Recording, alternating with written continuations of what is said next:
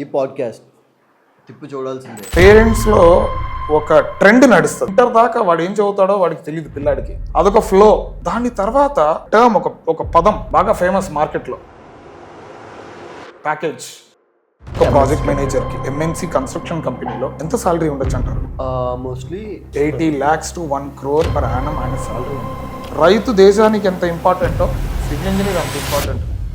ఈ మాట నేను చాలా గర్వంగా చెప్తా. We are nation builder. MNC companies, L and T లాంటి కంపెనీ కూడా స్టిల్ మా దగ్గర కొరత ఉంది ఇంజనీర్స్ది అని. Right engineers are still scarce in the market. 2-3 ఏళ్ళు మీకు స్ట్రగుల్ ఉంటుందండి. ఎక్కడైనా పని నేర్చుకున్న తర్వాత you will be the king. Youth ఎవరైతే స్టూడెంట్స్ ఉన్నారో ఆ ఇన్స్టాగ్రామ్కి ఫేస్బుక్కి పెట్టే టైంలో ఒక 50% లింక్డ్ఇన్కి పెడితే ట్రెండ్ ఏందో తెలుస్తుంది, ఏం నేర్చుకోవాలో తెలుస్తుంది, ఎక్కడ నేర్చుకోవాలో తెలుస్తుంది, ఎలా బయటికి వెళ్ళిపోవాలో కూడా తెలుస్తుంది.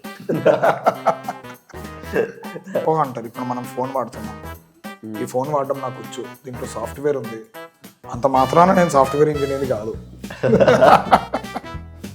ఎంఎస్ చేయడం ఎవడి ఉద్దేశం కాదు, అక్కడికి వెళ్ళి డాలర్ సంపాదించడమే ఉద్దేశం.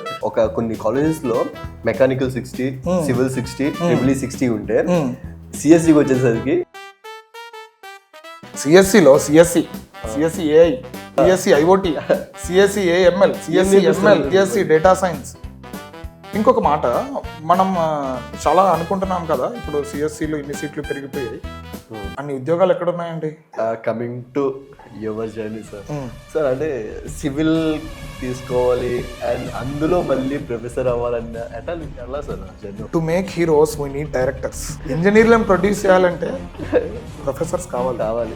ఒకటేమో బిమ్ గురించి మాట్లాడుకున్నాం, ఇంకొకటేమో డిజైన్ గురించి మాట్లాడుకున్నాం, ఇంకొక బేసిక్ అన్సంగ్ స్టోరీ ఒక సైడ్లో ఒకటి ఉంది, దాన్ని రిమోట్ సెన్సింగ్ అండ్ జిఐఎస్ అంటాం.